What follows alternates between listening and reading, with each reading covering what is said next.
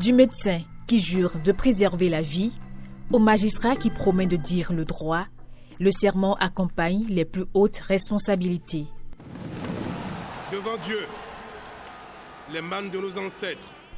Mais lorsqu'il s'agit de conduire la destinée de toute une nation, cet engagement prend une dimension encore plus solennelle et une résonance particulière.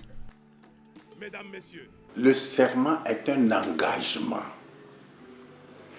formel, solennel et irrévocable auquel celui qui a prêté ce serment ne peut plus déroger.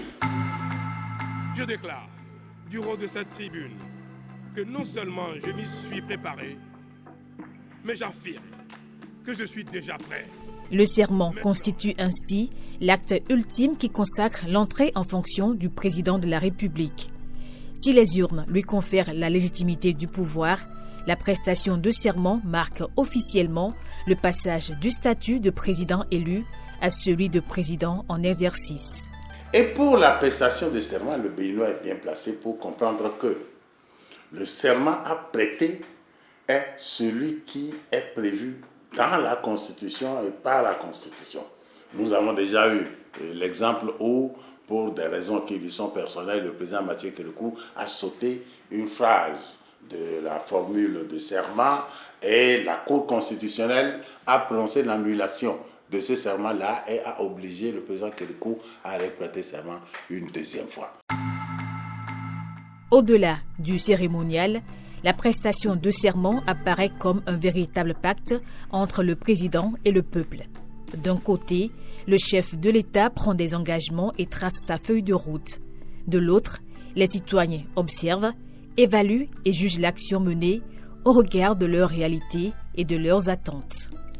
Et donc sur toute la durée de son mandat, il est loisible pour les populations de jauger un peu l'action de son gouvernement et de l'action du président lui-même à l'aune des engagements pris à l'occasion de cette cérémonie de prestation de serment-là. Parce que, comme vous le savez, c'est souvent un moment au cours duquel le président a peut-être l'occasion de faire quelques grandes annonces qui vont meubler son mandat, peut-être de mettre, si je peux prendre cet exemple-là, l'accent peut-être sur la mobilisation des ressources pour le développement du pays, décider par exemple de donner un engagement ou de réaffirmer un engagement en faveur par exemple de la lutte contre la corruption, d'un certain nombre de choses.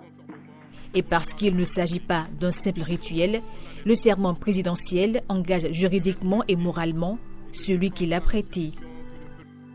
En cas de manquement à cet engagement, le chef de l'État peut voir sa responsabilité mise en cause conformément aux dispositions prévues par la Constitution.